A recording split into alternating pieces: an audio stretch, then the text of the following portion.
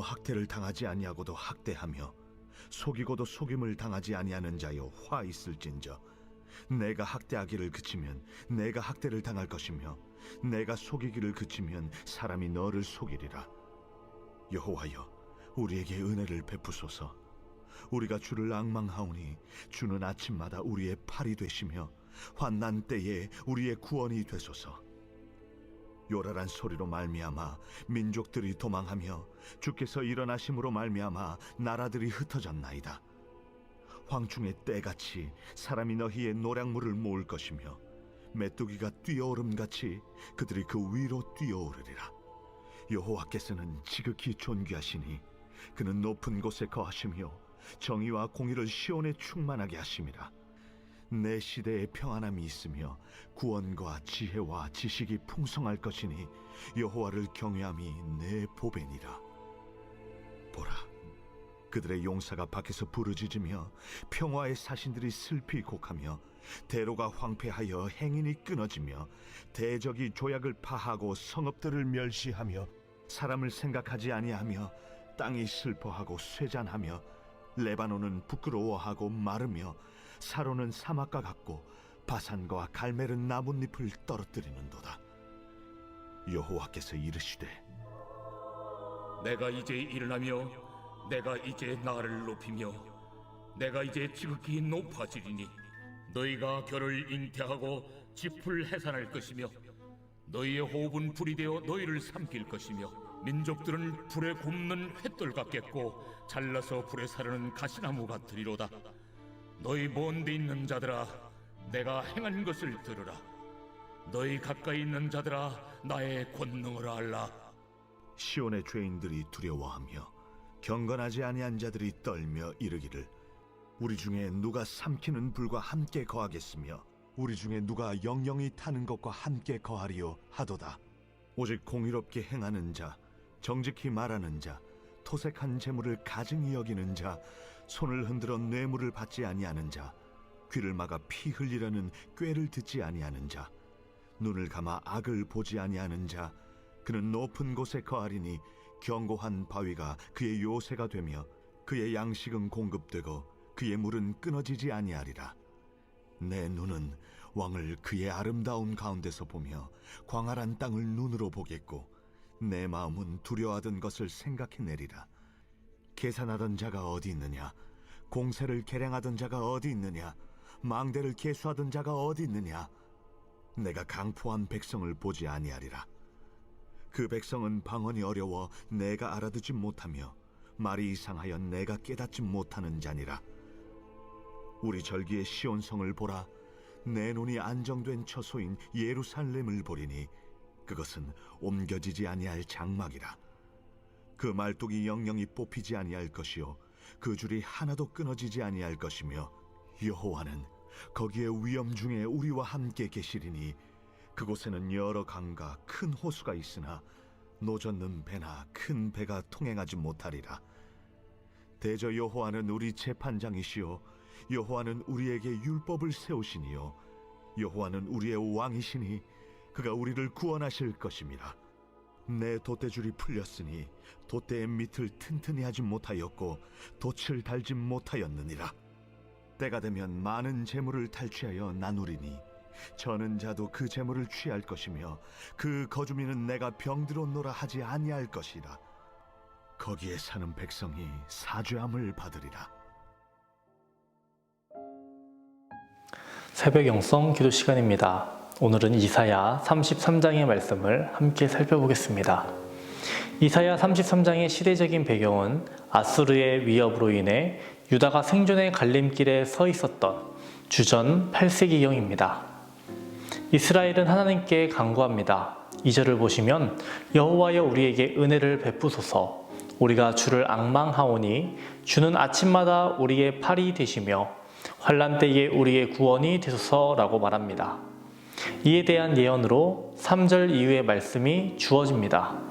3절에서는 주께서 일어나심으로 말미암아 나라들이 흩어졌고 4절부터는 심판의 결과로 여호와 하나님께서 아수르 대군을 파멸시키신 후에 패잔병들이 쫓겨 자기 나라로 도망하며 남긴 전리품들을 유다 백성들이 모두 수거할 것이라는 예언의 내용입니다.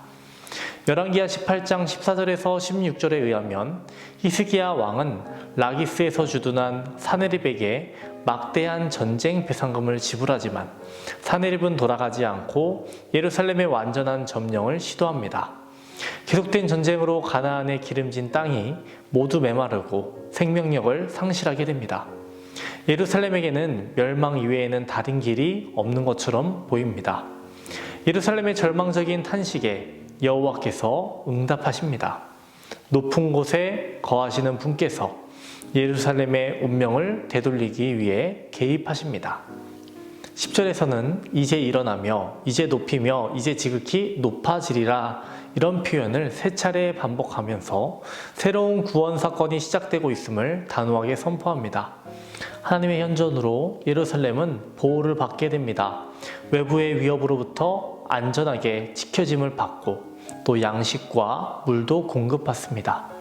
그리고 이사야 33장의 예언이 실제로 성취되었습니다.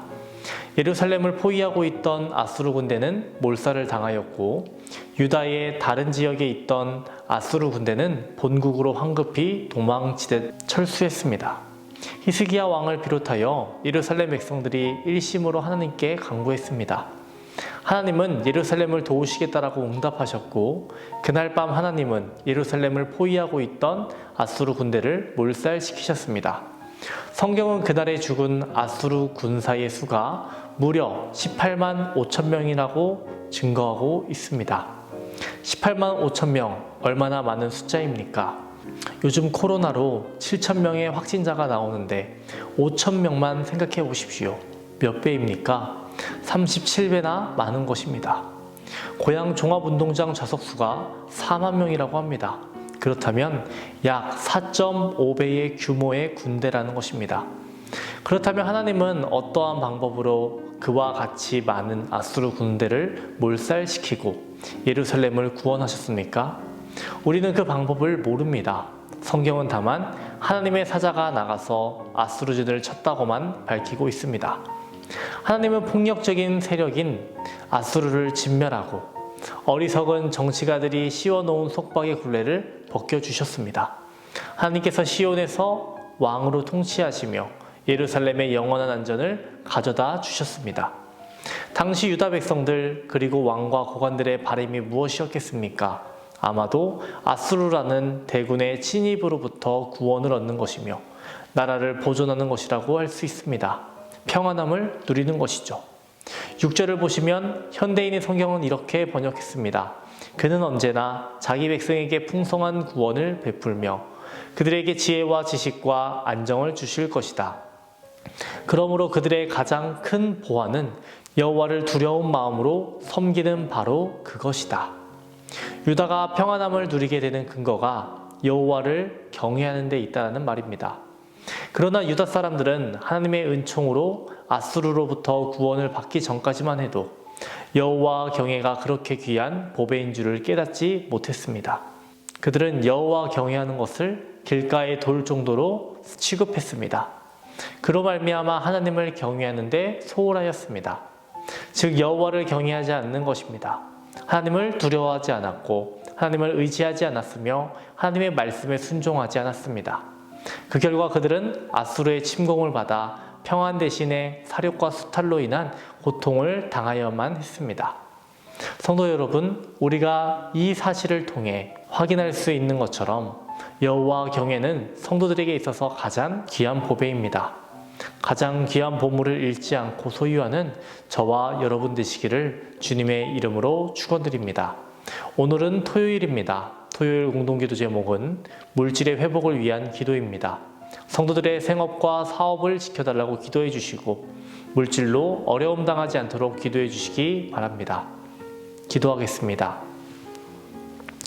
하나님 아버지, 오늘은 이사야 33장의 말씀을 살펴봤습니다.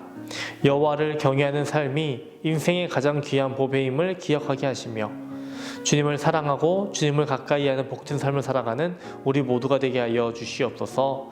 담임 목사님 영육간의 강건함을 허락하여 주시며 계획하시고 준비하시는 사역 가운데 영감을 더하여 주시고 성령의 역사를 갑절로 허락하여 주옵소서.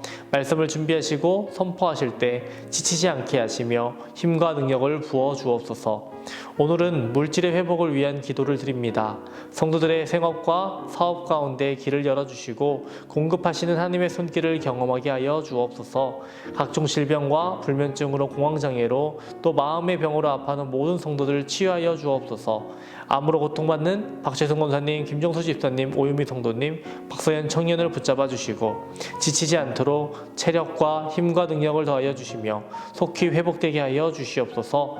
연로하신 장로님, 권사님들의 건강을 지켜주시고 불꽃 같은 눈동자로 살피시고 보살펴 주옵소서. 교회 리모델링 공사 마무리 가운데 있습니다. 하나님 모든 가정 가운데 함께 하여 주시어서 부족한 부분이 없게 하여 주시옵고 우리에게 다음 세대를 사랑하는 마음, 다음 세대를 돕는 마음을 부어주셔서 다음 세대를 위해 기도하는 성숙한 그리스도인 되게 하여 주시옵소서. 오늘 하루도 주님을 바라보며 경외하며 살아가게 하옵소서. 예수님의 이름으로 기도합니다. 아멘.